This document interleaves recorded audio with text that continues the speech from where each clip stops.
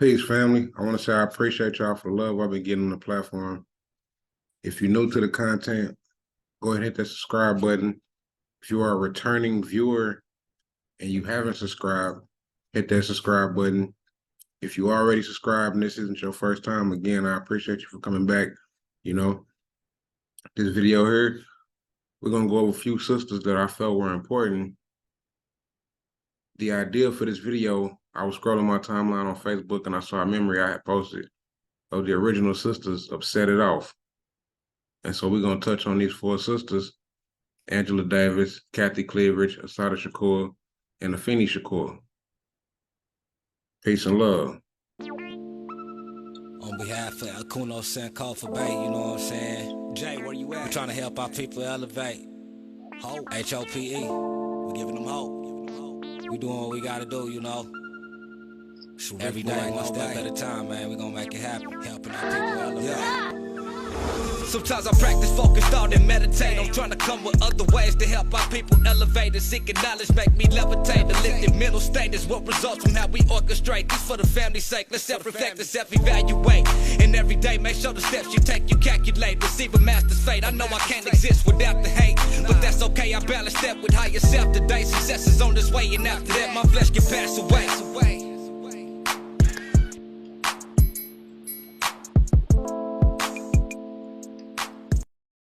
So we're going to go into these four sisters that set it off in the United States. And we're going to start with Kathleen Neal Cleaver of 1945. Kathleen Neal Cleaver emerged in the late 1960s as one of the most influential leaders of the Black Panther Party. Neal was born in Memphis, Texas on May 13, 1945. Her father, Ernest Neal, was a sociology professor at Wiley College. Her mother, Jewett Johnson Neal, earned a master's degree in mathematics. When Neal was a child, her father accepted a job as a director of the Rural Life Council at Tuskegee University in Alabama. 6 years later, her father joined the Foreign Service of the Neal family, moved overseas. They lived in India, the Philippines, and Liberia, and Sierra Leone. The family returned to the United States after the death of Neal's brother from leukemia. Neal relocated to Pennsylvania and graduated with honors in 1963 from the George School near Philadelphia. Neal then attended Oberlin College and later Barnard College. She left Barnard in 1966 and relocated to New York and worked with the Student Nonviolent Coordinating Committee. Neal organized a student conference at Fisk University in 1967. There she met Eldridge Cleaver, Minister of Information for the Black Panther Party. The two quickly fell in love. In November of 1967, Neal moved to San Francisco, California to become a communications secretary for the Panthers. Neal and Cleaver were married on December 26, 1967. The Cleavers were under constant scrutiny because of their membership in the Black Panther Party and were often targets for police intimidation. In 1968, after their home was raided, Eldridge Cleaver organized an ambush in which 2 Oakland police officers were injured and Panther members Bobby Hutton was killed.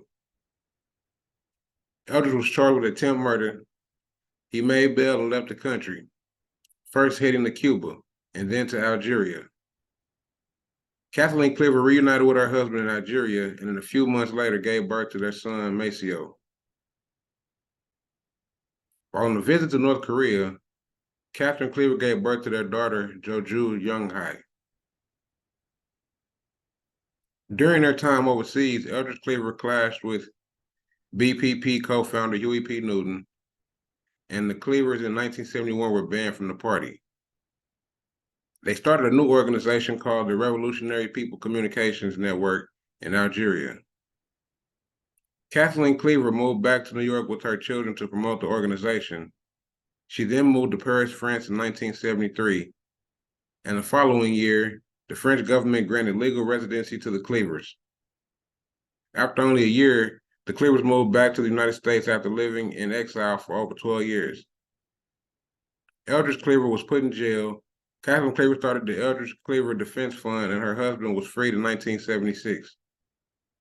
Continuous legal issues and her husband's changing political views finally caused Catherine Cleaver to separate from her husband in 1981. The two were divorced in 1987. Catherine Cleaver moved to New Haven, Connecticut, and enrolled at Yale University, graduating in 1984. Summa cum laude with a BA in history. She then enrolled at Yale Law School, graduating in 1989. Cleaver initially worked for the Manhattan law firm of Calvert, Swain, and Moore, and then taught law at Emory University at the Benjamin N. Cardozo School of Law. Cleaver also worked as a law clerk in the United States Court of Appeals, Third Circuit, and was a senior lecturer at Yale in the African American Studies Department. Cleaver is currently serving a senior lecturer at Emory University School of Law. She has written several books, including Memories of Love and War, Liberation, Imagination and the Black Panther Party, and Black Flag and Windmills, and currently lives in New Haven with documentary filmmaker St. Clair Byrne. Another predominant sister I want to touch on is the sister Angela Davis. Angela Davis, born 1944, is an American political activist, professor, and author who was an active member in the Communist Party and the Black Panther Party. She is most famous for her involvement with the Soledad brothers, who were accused of killing a prison guard. During George Jackson's trial in August 1970, an escape attempt was made at gunpoint and several people were killed. Davis was accused of taking part in the event and was charged with the murder. Evidence showed that the guns were registered to her, and rumors said she was in love with Jackson, which later proved untrue. Davis went into hiding and was placed on the FBI's most wanted list. She spent 18 months in jail, which led to the Free Angela Davis campaign and the Angela Davis Legal Defense Committee. In response, John Lennon and Yoko Ono wrote Angela, and the Rolling Stones wrote Sweet Black Angel. In 1997, Davis came out as a lesbian during an interview with Out magazine. Since then, she has continued to tackle oppression faced by the Black community, women, and the LGBTQ community. After spending time traveling and lecturing, Davis returned to teaching. She served as a professor at the University of California, Santa Cruz, where she taught courses of the history of consciousness. Her interest in prisoner rights led her to found critical resistance in organizations working to abolish the prison industrial complex. Davis is the author of several books, including Women, Race, Class, and Are Prisoners Obsolete? Then I want to go into a quote that was by Tupac Shakur about his mother, Afeni. My mother taught me three things: respect, knowledge, and she taught me not to be quiet. Born Alice Faye Williams in Lumberton, North Carolina, Afeni and her older sister Glo moved to New York when Afeni was in the 6th grade.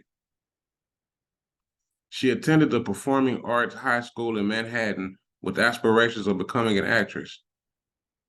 It was at Manny's Bar on 169th in the Bronx that Afeni was introduced to the lessons of the Nation of Islam and Malcolm X. Even though she never joined the nation, her search for self began. In Harlem around September 1968, just as her nephew was about to enroll in 1st grade, the teachers of the New York public schools were threatening to strike, and Afeni decided to join the Black Panther Party to help reopen the schools. Her life in the Black Panther Party began. She quickly rose into leadership, serving as a section leader and organizing lunch and other community improvement programs.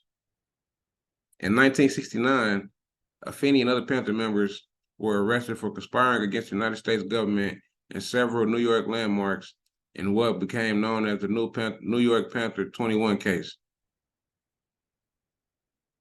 She spent 11 months in jail, and while free on a $100,000 bail, Afeni became pregnant with her son. Due to court's fear of flight by Afeni and other defendants, her bail was later revoked, and she returned to jail 5 months pregnant.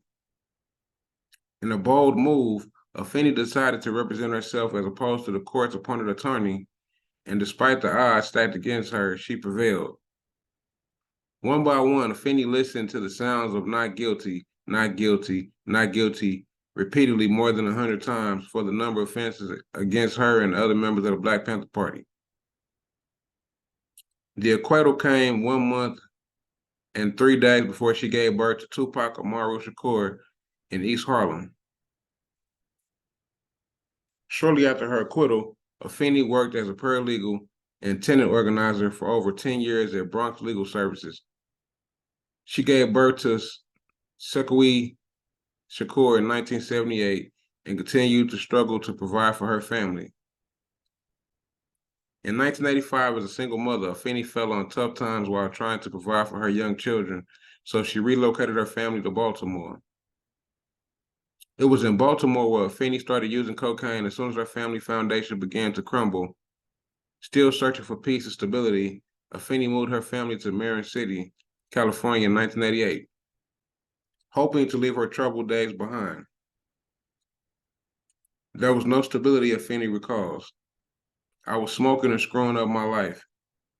Her addiction to cocaine resurfaced, and soon she found herself estranged from Tupac, who was at the start of his music career. Then in 1990, her wake-up call was sounded. She had to be told that Tupac appeared on the Arsenio Hall show. At that point, Afeni realized she was out of control. With the help of God, prayer, family, and good sponsors, Afeni was free from the addiction of cocaine and began to repair a relationship with both Tupac and Sekou. I know I'm saying her name wrong, so I apologize for saying his sister's name wrong. After a lifetime of battles, Afeni Shakur found peace. She continued to live by the doctrine installed in her during recovery, take it one step at a time. Afeni was honored. God chose her to be Tupac's mother. Tupac had a special purpose and time on this earth. His earthly life was 1971 to 1996. However, his work, spirit, influence, and legacy will continue to live on eternally. And I want to finish it up with the sister, powerful sister, Assata Alukbala Shakur of 1947. Assata Alukbala Shakur, political activist, author, fugitive, and step onto the famed slain hip-hop artist Tupac Shakur, was born Joanne Deborah Bryan on July 16, 1947 in New York City, New York. Following her parents' divorce in 1950, she moved with her mother and maternal grandparents to Wilmington, North Carolina. Shakur spent much of her adolescence alternating residence between her mother, who remarried and returned to New York, and relatives in Wilmington. Shakur enrolled in boroughs of Manhattan Community College before transferring to City College of New York, where her exposure to Black nationalist organizations profoundly impacted her activism. Shakur attended meetings held by the Golden Drums, where she met her husband, Louis Cherismo. Members of the organization familiarized her with Black historical figures that resisted racial oppression and social violence. She also began interacting with other activist groups and subsequently practicing the student rights, anti-Vietnam War, and Black liberation movements. In 1971, she adopted her name, Assata, she who struggles, Alukbala, love for the people, Shakur, the thankful. She who struggles, love for the people, the thankful, Assata Alukbala Shakur. During a trip to Oakland, California in 1970, Shakur became acquainted with the Black Panther Party. She returned to New York City and joined the Harlem branch.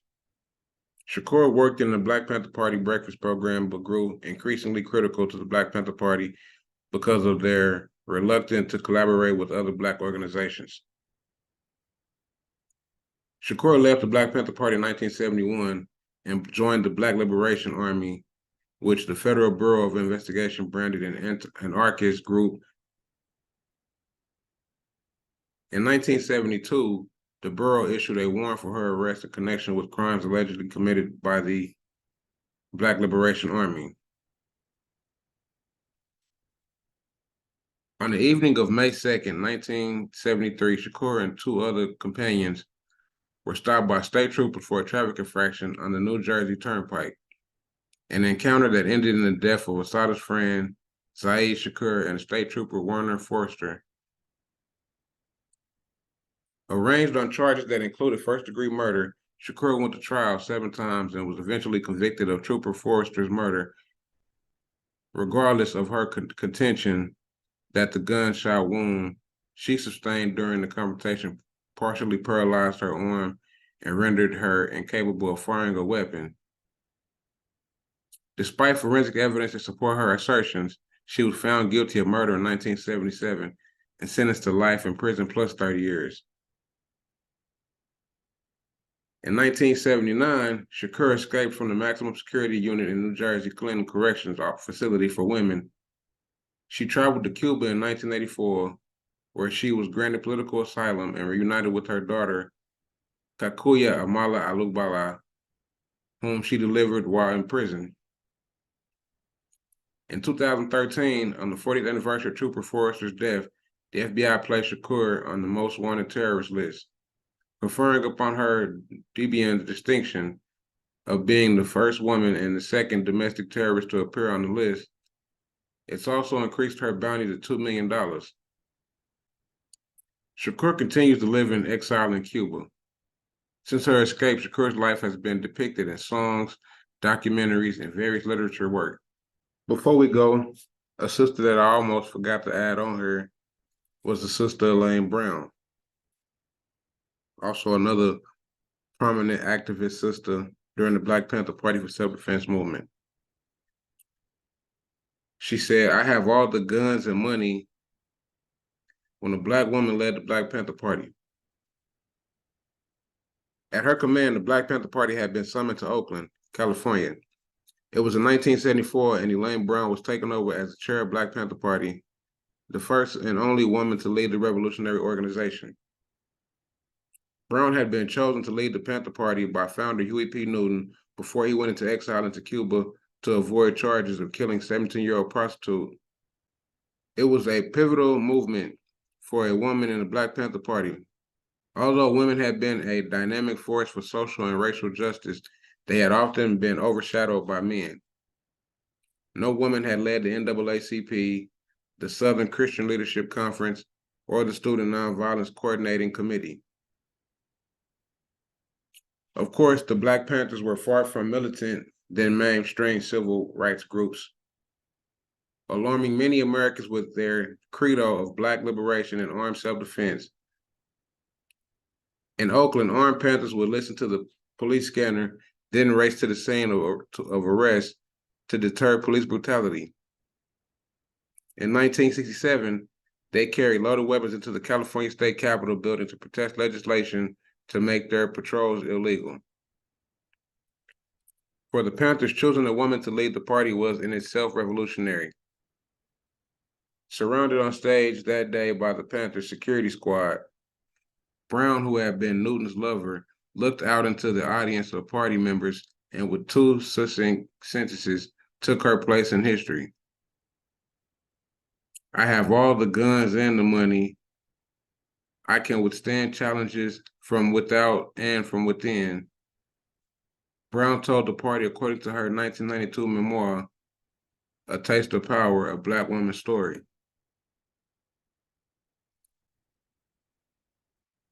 "I haven't called you together to make threats, comrades. I've called this meeting simply to let you know the real realities of our situation. The fact is, comrades, Huey is in exile. The other fact is, I'm taking his place until we make it possible for him to return. She warned against a coup. If you are such an individual, you'd better run and fast. I am, as your chairman, the leader of this party, as of this moment. My leadership cannot be challenged. I will lead our party both above ground and underground. I will lead the party not only into furthering our goals, but also in defending the party by any and all means. The group answered with a chorus of right-ons.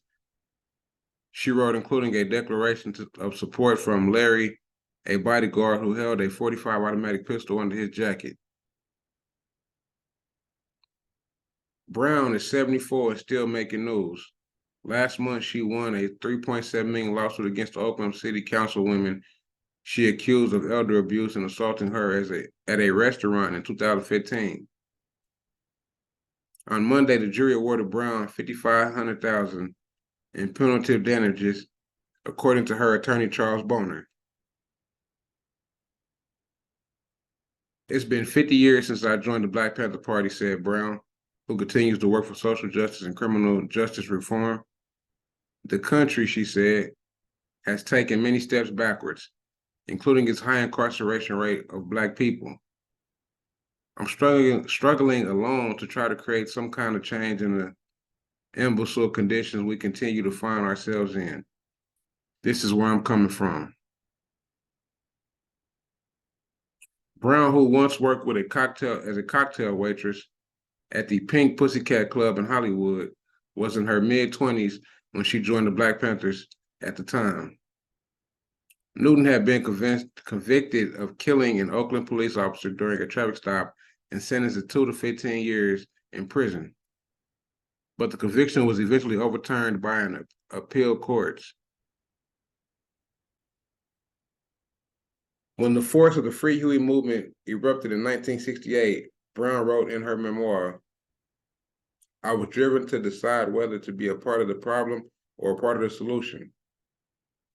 She edited the party's official newspaper and, according to the National Archives, became a member of the party central committee as a minister of information, replacing the expelled Eldridge Cleaver. In 1973, Brown, who was an acclaimed singer, was commissioned to record songs by Newton, creating the album Until We're Free. She wrote the party's national anthem, according to the University of California at Berkeley Library, Social Activist Sound Recording Project. And again, I appreciate y'all. We're going to go ahead and end it this time. For real, for real. Peace and love.